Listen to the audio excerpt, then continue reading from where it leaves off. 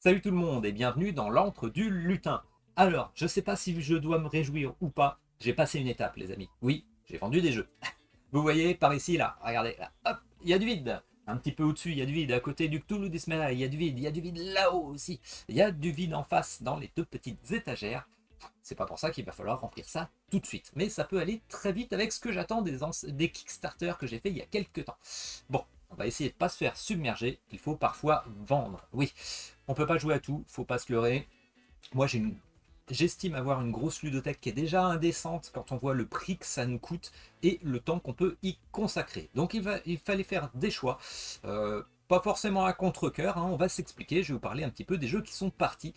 Et il y en a qui sont partis parce que vous voyez, incrustation à l'image, 9 paquets qui sont partis vers de nouveaux propriétaires pour ces jeux. Donc je sais qu'ils vont être choyés, tant mieux, autant qu'ils servent à du monde. Il a fallu faire des choix, mais on ne peut pas jouer à tout. Donc on va y revenir tout de suite, et après on parlera des nouveaux jeux qui sont arrivés. Bah oui, c'est parti, et il y en a des nouveaux qui viennent. D'ailleurs, il y aura une transition, on verra ça avec Toulouse Desmedai, la saison 3.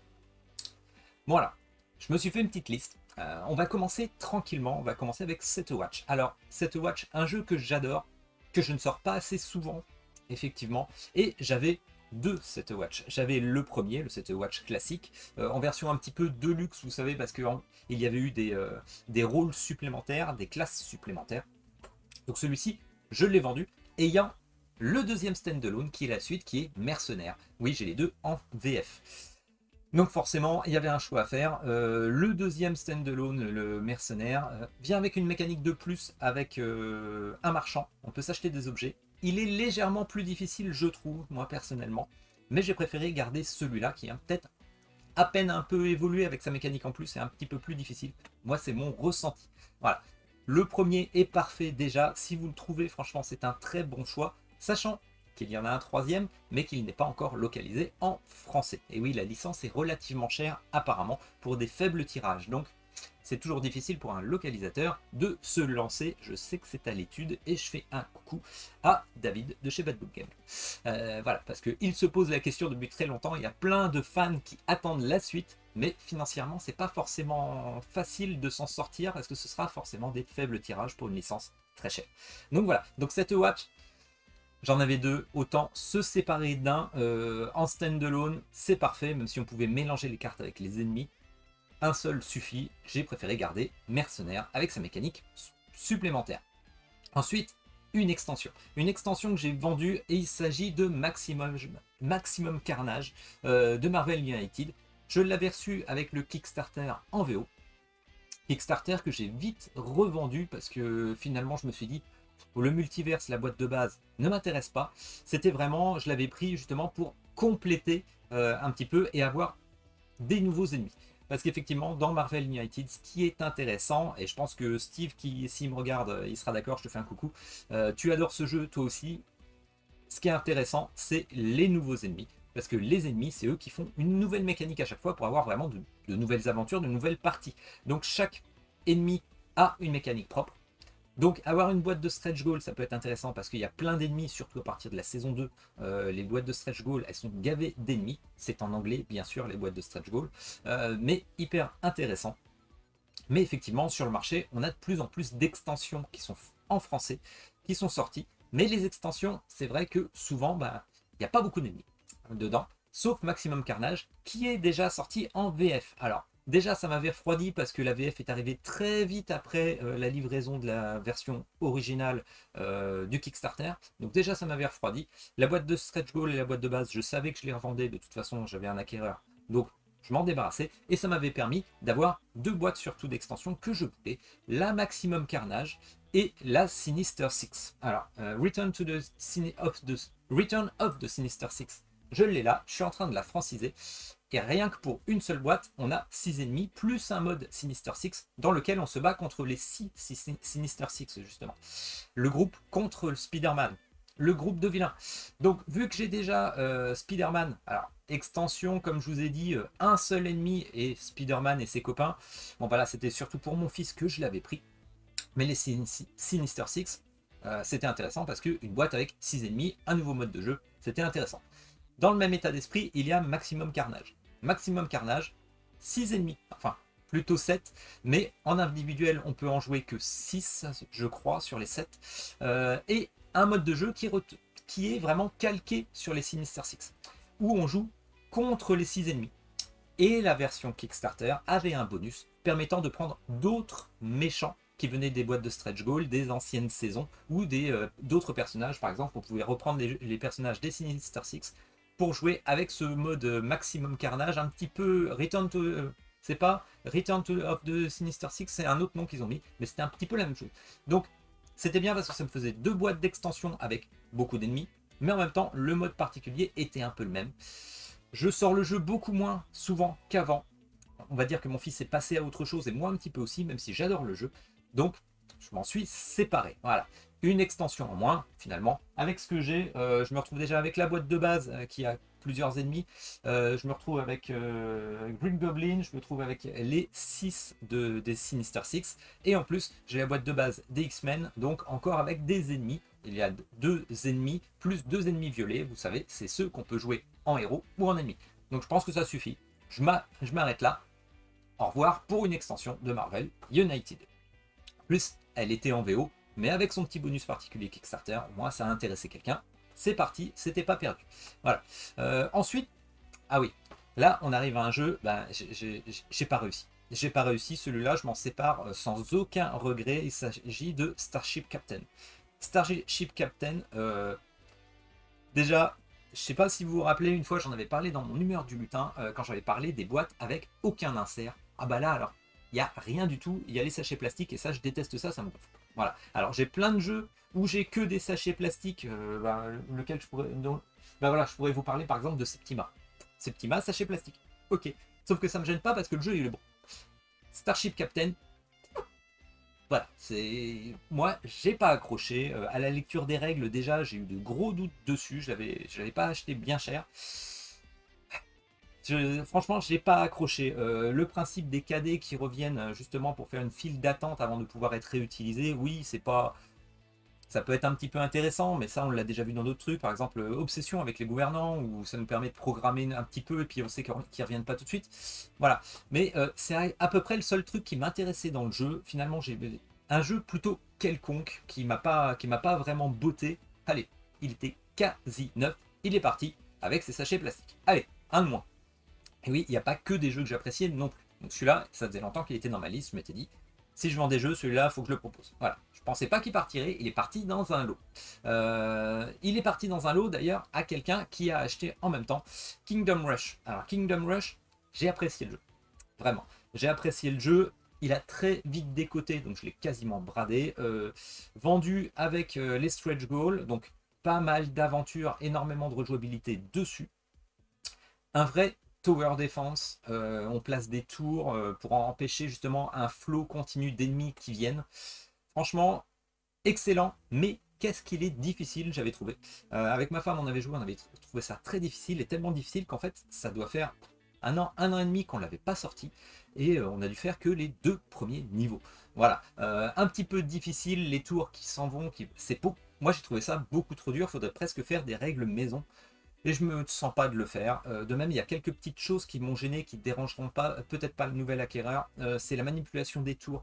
Les tours sont sur des fiches plastifiées, sur des fiches qui sont sur le plateau avec des petites tuiles plastifiées. On rajoute les tuiles qui sont par-dessus. La manipulation, ça glisse tout le temps ou autre. Je trouve ça chiant. Voilà, tout simplement, la manipulation est chiante. Sinon, le jeu, il est bon. Il est bon. Il est difficile, mais il est bon. Donc, voilà, il y avait eu, en plus c'était un petit peu une campagne. Bon bah voilà, je le revends, à part la boîte qui est un petit peu abîmée parce que bon bah il a beaucoup traîné. Sinon le jeu est nickel. Même les autocollants, je les avais pas mis parce que j'aime pas mettre des autocollants, je déteste ça, ça dégrade le jeu je trouve. Enfin voilà, si on veut les revendre c'est un peu embêtant. Donc celui-là, il est parti avec Starship Captain. Je regrette le jeu qui aurait pu être mieux. Parce que mieux dans la gestion de la difficulté un petit peu, et justement dans le matériel. On va dire qu'il y a un add-on qui peut être intéressant, c'est justement les tours en carton. Voilà, un support de tours en carton, ça peut être très intéressant pour la manipulation, mais ça faisait encore ça de plus. Et il faut avouer aussi que là on a un insert, on a quelque chose un petit peu bien, mais qui vole de partout. Voilà, il n'est pas calé dans la boîte, c'est une horreur, ça fait que de se déplacer, il faut rajouter des mousses et autres. Donc voilà, celui-là, il est parti aussi. Un regret dans le sens où il aurait pu être mieux ce jeu. C'est dommage. Il est bien, mais en fait, il a énormément décoté et maintenant, il vaut ce qu'il vaut. Voilà, vous le trouverez peut-être à 30-35 euros. Voilà, il a bien décoté. Je vous conseille si vous avez l'occasion de tester, mais faut savoir que le jeu est très difficile. Et je pense aussi qu'une fois qu'on a trouvé la mécanique pour un niveau, bon, on va appliquer la mécanique tout de suite. C'est un peu un puzzle et après, on essaiera toujours de faire la même chose. Donc je suis pas sûr de la rejouabilité non plus. C'est mon avis, même si on peut prendre plusieurs héros différents. Voilà, ça c'est fait. Au suivant, on va parler d'un jeu de The Architecture Art. J'y arrive pas. The Architecture Art, voilà, Monsieur Tavernier, qui nous fait de superbes illustrations, toujours. Il s'agit d'Adventure in Osterion. Voilà, le premier qui était sorti. Alors, moi, je l'avais pris d'occasion, en espérant jouer avec ma famille plus tard. Comment dire, une initiation au jeu de rôle. On peut très bien jouer sans maître de jeu. On peut jouer avec quelqu'un qui va faire le maître de jeu. Je trouvais que c'était une superbe possibilité pour justement lancer ma famille dans du jeu de rôle. Les images sont magnifiques. Les plateaux avec des petites choses à chercher dessus, c'est superbe. Mais finalement, ça fait partie des jeux que j'ai achetés pour jouer plus tard avec ma famille et où, à la finalité, ben, on ne le ressort pas. Voilà. Ça, j'avais fait ce commentaire à Kevin des Ludovore. Je lui fais un coucou s'il regarde. Parce que lui aussi, c'est ce qu'il disait dans une de ses vidéos et je me suis complètement retrouvé là-dessus et ça m'a fait réfléchir. C'est que parfois, on achète des jeux et on se dit, celui-là, quand mon fils sera plus grand, eh ben, je jouerai avec lui. Eh ben, pas forcément. Parce que d'ici à ce que notre enfant grandisse, eh ben, on a accumulé du jeu et c'est pas forcément celui qui va attirer. Alors celui-là, bon bah voilà, petit pincement au cœur parce que j'avais de grands projets pour ce jeu et finalement, il végétait dans une des cases, il était à côté du Cthulhu Death Medaille. Autant faire de la place. Voilà, donc petit regret, je l'ai un peu bradé, mais au moins je sais qu'il va plaire à quelqu'un. Pour une initiation jeu de rôle, c'est parfait. On peut jouer solo, on peut jouer à plusieurs, on peut faire le maître de jeu, c'est excellent. Voilà. Bon vent à Adventure in Osterion, un très bon jeu, un magnifique jeu. Et je me dis que de toute façon encore, j'ai les aventures solo qui avaient été sorties. Elles sont dans ma bibliothèque là-haut. Donc je pourrais au moins jouer avec les jeux solo qui sont dans la même veine de The Architecture Art. Voilà. Ensuite, qu'est-ce qu'on a? Ah, j'avais fait un lot Alone Edition. Alors, j'adore les jeux de Yosef, mais effectivement, moi, je me retrouve avec les prototypes. Alors, pas de tous, mais de la plupart. Donc, j'avais fait un petit lot Alone Edition, avec des jeux qui sont tout neufs, parce que du coup, c'est les jeux que j'avais achetés pour soutenir justement les campagnes de Yosef. Bah, ça végétait, c'était encore sous plastique, c'était pas ouvert. Moi, j'ai les protos, ils sont utilisés, ils sont un peu usés, autant que je garde ceux-là. De toute façon, c'est les miens, j'ai un affect avec, j'ai vécu avec. Il y a peut-être eu quelques modifs, notamment les livrets de règles et tout. Mais bon, au moins, je me les suis modifiés et bon, bah, c'est mes jeux. Autant que ça fasse plaisir à quelqu'un. Et dans le lot, j'avais rajouté aussi un jeu solo. Rappelez-vous, je le mettrai peut-être ici. C'était un jeu que j'avais reçu, que j'avais acheté. C'était un jeu solo qui était proposé dans la campagne de Maximum Apocalypse. La deuxième version, Wasted Wilds, c'était End of Destiny, The End of Destiny. Un jeu pour jouer dans la main, un jeu solo. J'avais trouvé assez dur quand même, assez difficile, et notamment les règles un petit peu brouillonnes qui m'avaient un petit peu déçu, mais surtout ce qui m'avait déçu parce que je n'avais pas pris pour ça, c'est que c'est un jeu solo où en fait, il faut être sur une table. Alors que normalement, c'était un jeu qui est prévu pour être dans la main, mais en fait, c'est beaucoup trop le bordel pour jouer dans la main. C'est vraiment le gros défaut, sinon le jeu est bien. Voilà. Mais c'est un jeu finalement, dans la main, j'arrive même pas, c'est pas possible. Voilà. Alors je sais que j'ai des petites mains, mais il faut pas déconner. Franchement, c'était pas possible de jouer avec ça dans la main. Donc du coup, il remplissait pas son office. Allez, je l'ai mis dans le Alone Edition. Il va faire 1 euro. Voilà. Qu'est-ce qu'on a d'autre ensuite? Tata, Starship Captain, hein, Unmatched Aventure. Oui, alors le premier Unmatched Aventure, j'en attendais beaucoup. Vous retrouverez la vidéo là-haut parce que je l'avais apprécié vraiment, mais en fait je ne le sors pas. Voilà, tout simplement. Je ne le sors pas et il y a une campagne aussi en VO, donc je pense que ça sortira chez les Yellow, d'un deuxième Unmatched Aventure avec les Tortues Ninja. Voilà. Donc là, ça me hype de fou avec les Tortues Ninja. Bon, ben voilà, c'est comme ça, on a chacun un autre truc. Alors que celui-là, effectivement, c'était des personnages culture américaine qui ne me parlent pas. C'était un petit peu le regret que j'avais quand j'avais testé le jeu. Le jeu est très bon, on peut jouer solo, on peut utiliser les personnages pour continuer à faire du unmatched classique en faisant des combats vraiment du versus avec un pote. Mais finalement, il sortait pas, il restait là, il végétait à côté de Stranger Things. Bah, j'hésitais entre les deux parce que Stranger Things, c'est un petit peu la même chose, j'arrive pas à le sortir. Ou alors je vais faire que du solo avec. Finalement, entre les deux, Stranger Things, ça me parle parce que j'adore la série. Alors que le Unmatched Aventure, bah, beaucoup moins d'affect justement sur ces personnages. C'est pas notre culture. Voilà, tout simplement. Donc, fallait faire un choix, limiter un petit peu mes jeux coopératifs parce que c'est vrai que j'en ai pas mal. Et effectivement, je suis plus un peu parti sur les Aeon's End parce que en plus j'avais un gros lot Aeon's End parce que j'en avais acheté un gros lot. Donc voilà, je suis resté là-dessus.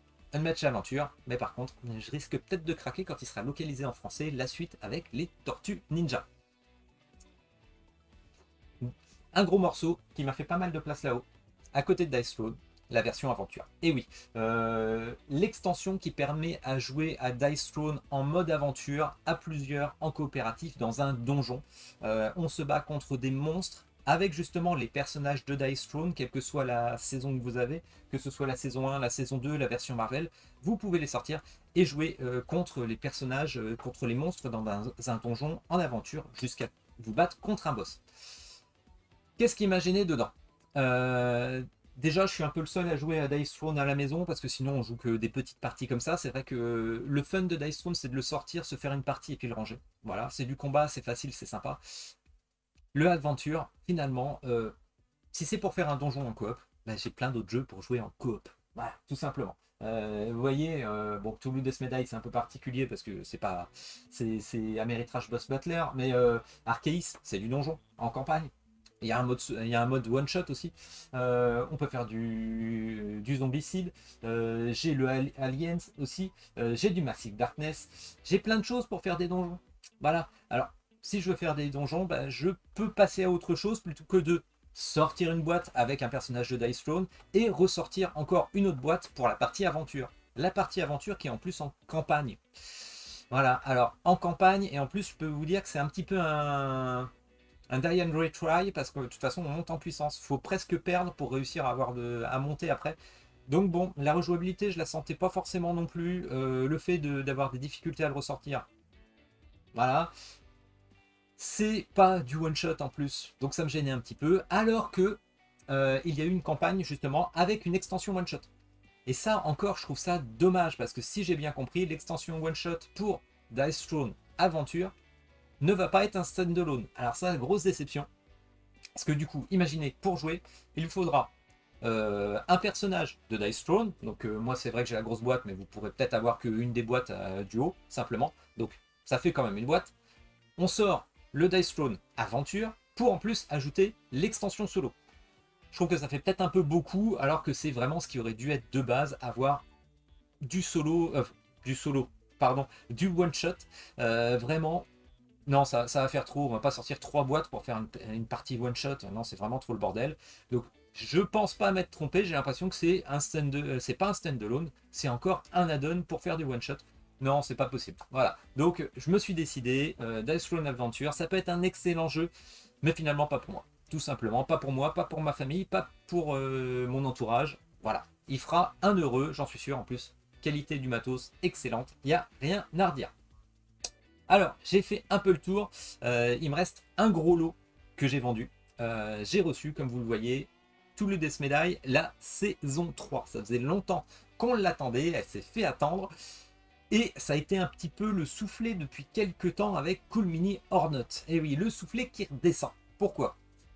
Parce qu'on n'avait pas encore reçu la saison 3, et pour ceux qui l'avaient pris, la saison 4 en même temps, pardon, en Kickstarter, qu'on nous annonce une saison 5, et notamment sûrement une saison 6, hein, le temps que je fasse cette vidéo, sûrement une saison 6 en extension. Non, mais c'est de l'abus, arrêtez, on peut pas, même pas se reposer, vous sortez encore une autre saison. Alors, je sais que c'est un jeu, moi, que j'ai découvert sur le tard, Toulouse Death Medai, j'ai adoré mon expérience. Et justement, j'avais pris la saison 3 sans avoir la saison 1 à l'origine, et j'ai craqué, du coup j'ai pris la saison 1 d'occasion en français. Je recevais la saison 3, forcément sous Kickstarter, en VO. Et quand elle est arrivée, bah, je me suis dit, bah, qu'est-ce que je vais faire de tout ça? Oui, il y a une rejouabilité énorme justement quand on rajoute des épisodes qui sont mixés avec les grands anciens. Parce qu'effectivement, si vous ne connaissez pas, dans une boîte de base standalone, il y a 6 scénarios. 6 scénarios et 2 grands anciens. Donc c'est les boss, hein, les boss qu'il va falloir battre. Donc déjà dans la boîte de base, le standalone, la première saison qui est là-haut, on se retrouve 6 scénarios, 2 grands anciens, ça nous fait 12 possibilités pour faire des scénarios, pour faire des parties. Voilà. La saison 2 est particulière parce que la saison 2 n'est pas un standalone, elle propose 6 scénarios mais pas de grands anciens, donc moins intéressante je trouve, même si elle est un petit peu moins chère, parce que ça rajoute que des scénarios mais pas de grands anciens, donc pour la rejouabilité, on retombe toujours sur les 2 mêmes grands anciens, ça devient un petit peu rengaine quand même, donc c'était plus intéressant justement de passer à la saison 3, parce que la saison 3 nous apporte aussi, vu qu'elle est un standalone, 6 épisodes, 2 grands anciens. Donc on se retrouve, si on prend simplement saison 1 et saison 3, on se retrouve avec 12 scénarios, 4 grands anciens, donc tout de suite, ça fait 48 possibilités de jeu. La boîte de stretch goal, elle était belle, mais elle apporte surtout des investigateurs, des personnages. Je crois qu'elle apporte que 3 scénarios et un grand ancien. Donc pour la grosse boîte qui pouvait être cherchée, je me suis dit, ça vaut pas forcément le coup. Donc c'est parti. La boîte de stretch goal est partie. Et finalement, je pense que 2 saisons, ça suffira largement. J'ai hésité parce que effectivement là c'est de la VO et là-haut c'est de la VF. Alors que la VF justement de la saison 3 va très bientôt arriver. Je crois qu'elle est estimée pour janvier. Donc il peut y avoir des affaires en ce moment si vous voulez acheter en VO que ça vous gêne pas. Elle est vendue pas cher parce que les gens s'en débarrassent. Parce que justement la VF arrive très bientôt. Voilà, tout simplement. Moi, pour la peine, je me suis acheté d'occasion. Hop, Yogg-Sothoth, un grand ancien supplémentaire. Voilà, donc si je prends 2 saisons standalone, donc ça fait la saison 1, la saison 3, ça me fait 12 scénarios, 5 grands anciens, donc ça me fait 5 x 12, ça me fait 60 possibilités. Voilà, tout simplement. 60 possibilités de jeu, c'est quand même assez énorme, donc je vais en rester là. Qu'est-ce qu'on a reçu d'autre? Alors j'ai pas encore joué. Je reviens un petit peu sur Toulouse Death Medaille parce qu'on passe sur les jeux que j'ai reçus entre le grand ancien que j'ai acheté d'occasion et Toulouse Death Medaille saison 3. J'ai quelques retours, j'ai pas encore joué. Il paraîtrait que les scénarios sont beaucoup plus simples. Alors à voir parce qu'il y a une mécanique en plus justement dans Toulouse Death Medaille saison 3. Il y a les Unknown Monsters. Les Unknown Monsters, c'est les ennemis, au lieu qu'ils soient imposés par le scénario et par le grand ancien, si j'ai bien compris, ils vont être justement aléatoires parmi une petite liste. Et du coup apparemment ça rend le jeu un petit peu plus simple parce que justement il y a des combinaisons, il y a des investigateurs qui sont plus puissants et il y a un système de reliques aussi, reliques ou artefacts, je sais plus comment c'est appelé, qui rendent le jeu un petit peu plus simple. Alors à voir justement, je pense qu'il faut mettre de base justement ces Unknown Monsters qui sont normalement une option, parce que sinon pour ceux qui connaissent déjà la première saison, ça va peut-être être un peu trop simple pour eux. Donc à voir. J'ai pas encore testé, je vous ferai un retour, on en reparlera, ou alors je ferai une partie bientôt de la saison 3 pour qu'on voit ça ensemble.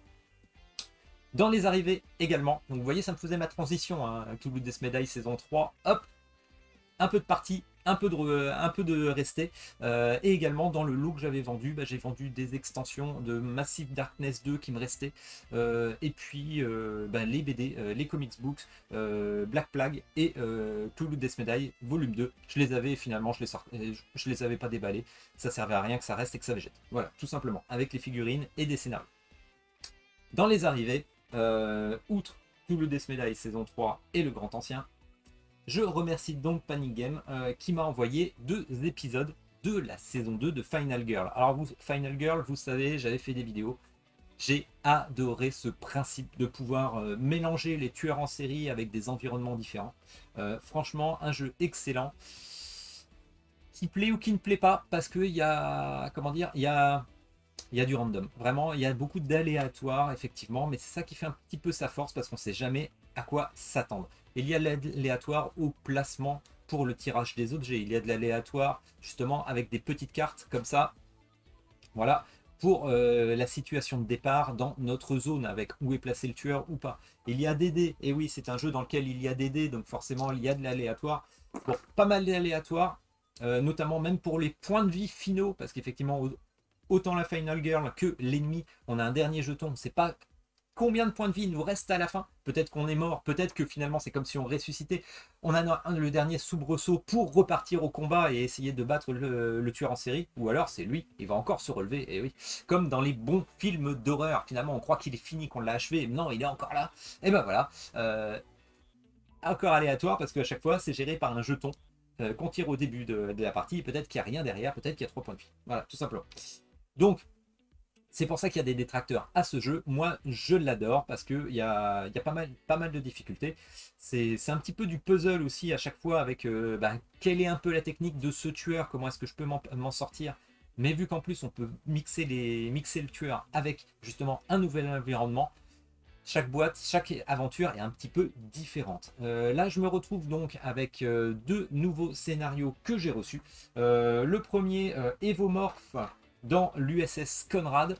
Et oui, ça vous fait penser à Alien et c'est exactement ça. Bah oui, on dirait un petit peu replay. C'est exactement ça. Donc, une nouvelle mécanique parce que justement, l'Evomorph, en fait, peut être d'abord, on va pas dire une larve, mais un jeune extraterrestre, un jeune tueur extraterrestre. Il nous poursuit dans l'USS Conrad, donc c'est un vaisseau spatial, comme dans le premier Alien. Et il a une mécanique un petit peu particulière. J'ai pas encore joué à celui-là. Sa mécanique, en fait, c'est que il a une évolution. Il va pas réagir de la même manière. Et en plus, il a un tas de cartes différents parce qu'il peut se cacher pour ressortir et faire pas des coups d'éclat, mais je sais, des embuscades. Voilà. Et ce paquet embuscade change entre quand il est juvénile ou quand il est adulte. Donc, ça me titille, je me le suis mis de côté pour l'instant parce que j'étais un peu plus attiré pour jouer, quand j'ai lu rapidement les règles, pour jouer plutôt à celui-ci. Alors, je ne peux pas vous montrer la boîte forcément parce que ce sont les plateaux de jeu qui sont, pour ceux qui ne connaissent pas, hop, les boîtes sont aimantées et ce sont les couvercles qui sont les boîtes de jeu, enfin les plateaux de jeu. Donc d'un côté le tueur et de l'autre côté effectivement le plateau de jeu avec l'emplacement. Là j'ai préféré jouer, je vais vous passer en caméra dessus avec la station 2891 et l'organisme. Et vous allez tout de suite voir que eh bien, vous allez reconnaître si vous êtes cinéphile, c'est The Thing. Et oui, The Thing. Donc un organisme qui peut rentrer à l'intérieur d'une des victimes potentiel et c'est ça qui est sympa, ça renouvelle encore le jeu parce que dans les victimes potentielles, vous voyez le rouge normalement est toujours l'ennemi et là il y a aussi un meeple gris et un meeple noir et en fait nous avons les victimes classiques qui sont jaunes et parmi les 3 autres victimes ici on ne sait pas si elles sont infectées ou pas par l'organisme. Donc potentiellement on aura 3 organismes qui vont nous courir après suivant le jeu, suivant le hasard. Et oui, encore une fois, on peut avoir 1 à 3 organismes qui vont se révéler. Il va falloir tester justement ces victimes potentielles. Donc il y a des endroits avec tests sanguins. À chaque fois qu'on a des endroits pour fouiller, vous voyez ici la réserve, le cabanon du commandant ou la cabane à outils, il y a à chaque fois un test sanguin qu'on peut utiliser sur une victime potentielle quand on est sur sa case. Si c'est le cas qu'on fait le test, ou alors on peut faire aussi le test dans le labo. Donc il y a un jeton labo pour mettre, effectivement, si on ne joue pas à la station 2891, mais qu'on joue dans un autre environnement avec une autre boîte par exemple, eh bien il a un petit labo qu'on peut rajouter. Eh bien quand on fait ce test sanguin, on va tirer une carte parmi 3, et si la carte, bah voilà, vous voyez là c'est sain, et sinon ça peut être assimilé, ça veut dire qu'il a été assimilé par l'organisme, et dans ce cas-là, si c'est assimilé par l'organisme, cette victime potentielle, donc par exemple le noir ici c'était le cas, vous voyez, j'ai mis mon petit pion noir ici et celui-ci devient un ennemi, donc on retourne les cartes à chaque fois qu'on a une victime qui est justement devenue un monstre, qui est assimilé, et on retourne pour voir quel type d'ennemi c'est. Il y en a 3 et on met sa fiche d'ennemi. Donc vous voyez, ça change encore le principe du jeu, c'est excellent parce qu'à chaque épisode on a quelque chose de nouveau. Donc là, pour l'instant, je me faisais courser par 2 ennemis et je me suis fait avoir. Donc voilà. Donc moi, je suis mort comme une vieille chaussette. Je me suis encore fait éclater à ce jeu. J'ai hâte de recommencer. Des nouvelles mécaniques aussi, j'en parle rapidement parce que là, je viens de parler de l'organisme. La station 2891, pour partir, il y a un système d'hélicoptère. Donc ça change aussi parce qu'il n'y a qu'une seule sortie. D'habitude, il y a plusieurs sorties pour faire évacuer justement les victimes potentielles. Enfin, pas les victimes potentielles, les innocents. et à chaque fois qu'on les fait partir, eh bien on gagne des points ici pour débloquer une petite compétence, enfin un petit sort. Et à la fin, quand on les a tous fait partir, enfin le minimum pour chaque personnage, on a une compétence supplémentaire. Et bien là, j'ai réussi à en faire sortir que 2, par exemple, dans cette partie. Plus dur, parce qu'il n'y a qu'un seul endroit pour les faire partir. Cet endroit, c'est un hélicoptère. Un hélicoptère sur un héliport. Donc pareil, hein, l'héliport, on pourra le mettre justement dans une autre partie avec un autre environnement. L'hélicoptère, il suffit pas de mettre les figurines ici. Par exemple, j'en amène ici avec mon personnage. Et ensuite, il faudra les faire avancer pour qu'elles partent de la station arctique, qu'elles soient en vol et qu'elles arrivent à l'aéroport arctique. Tant que qu'elles ne sont pas faites ici, je ne les récupère pas et je ne considère pas qu'elles sont sauvées. Et après, l'hélicoptère devra revenir à la station arctique pour pouvoir en poser de nouvelles. Donc vous vous rendez compte, c'est quelque chose de plus difficile parce que ça rajoute un petit gimmick en plus. Et pour ce faire, en fait, il y a une carte spéciale. Alors vous voyez, il y a une carte spéciale qui s'appelle plein gaz qu'on peut prendre, une nouvelle action qu'on peut acheter pour une unité de temps.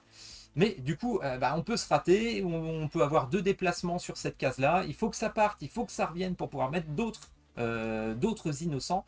Et il y a également des moments où c'est les cartes terreur. Alors attendez, ça c'était la dernière. Les cartes terreur, vous voyez, qui peuvent faire avancer justement l'hélicoptère. Voilà. Donc l'hélicoptère, il avance pas beaucoup. Donc c'est... hop. Donc ça rajoute une mécanique en plus pour temporiser. Au début, je m'étais dit, effectivement, il n'y a aucun organisme, mais je vais m'en sortir les doigts dans le nez, je vais temporiser. J'ai peut-être essayé de faire un test sanguin un peu trop tôt sur un personnage, j'aurais peut-être dû essayer de préparer un petit peu, mais la pioche terreur, elle descend vite de toute façon. Et à la fin de la pioche terreur, vous savez que ça peut déclencher un effet. Et l'effet, là, vous voyez, j'en avais tiré un sur 3. Lorsque cette carte est révélée, toute victime exposée restante est immédiatement assimilée. Donc toute victime potentielle que je n'avais pas encore testée serait devenue un organisme. Donc imaginez, j'ai essayé de me presser, j'aurais peut-être pas dû. Voilà, je vous ferai une vidéo de celui-ci ou de l'autre, ou peut-être des deux, on verra ça, je ferai peut-être un mixte, je sais pas comment je vais faire, mais franchement, je suis emballé par l'expérience, c'est encore différent. C'est encore différent, c'est la grande force de Final Girl. Vous mixez, vous avez des boîtes d'épisodes qui sont différentes. Franchement, pour un jeu exceptionnel en solo, franchement, moi je m'éclate. Je sais qu'on avait fait des parties à 2 avec ma femme où on essayait de voir un petit peu, on se met côte à côte et on essaye de se décider. Voilà, qu'est-ce que toi tu ferais, qu'est-ce que moi je ferais. C'est un jeu franchement que j'adore, qu'on avait aimé.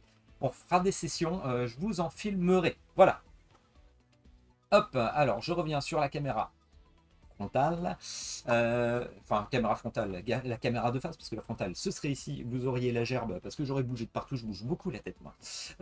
Donc voilà, c'était un petit tour d'horizon de ce qui est parti, qui m'a fait de la place, et ce qui est arrivé. Donc bientôt, je vais vous faire une session de Final Girl, je sais pas laquelle, est-ce que je sais pas encore. Celle-là elle est sur la table actuellement, donc peut-être que je vais vous filmer ma prochaine partie. Je vais essayer de pas mourir comme une grosse merde. Le dire, parce que là c'était vraiment minable. Voilà, j'ai survécu pas très longtemps. Enfin si, quand même, j'ai fait des trucs, mais je me suis beaucoup enfui, hein. J'ai pas trop affronté l'ennemi. J'aurais peut-être dû aussi, hein. Au bout d'un moment, il faut savoir affronter l'ennemi. Surtout que là, il y en a potentiellement 3. Donc savoir affronter le premier ennemi avant de se faire déborder, parce qu'après on en a 2 aux fesses minimum. On peut en avoir 2 aux fesses après, voire un troisième. J'ai peut-être pas été assez proactif, on va dire. Voilà. Donc il faut être un peu plus combattant quand on a une Final Girl, et c'était pas mon cas. La prochaine fois je le saurai, voilà, tout simplement. Bon allez, c'était un petit tour d'horizon de ce qui est parti, ce qui est arrivé. N'hésitez pas à faire des petits commentaires, à me dire à quoi vous avez joué vous de votre côté. Faites un petit like, abonnez-vous à la chaîne, et puis je vous dis à bientôt pour de nouvelles aventures. J'ai de la place, faut pas que je comble trop vite mes bibliothèques. On va voir ça, allez, à la prochaine sur la chaîne, ciao tout le monde.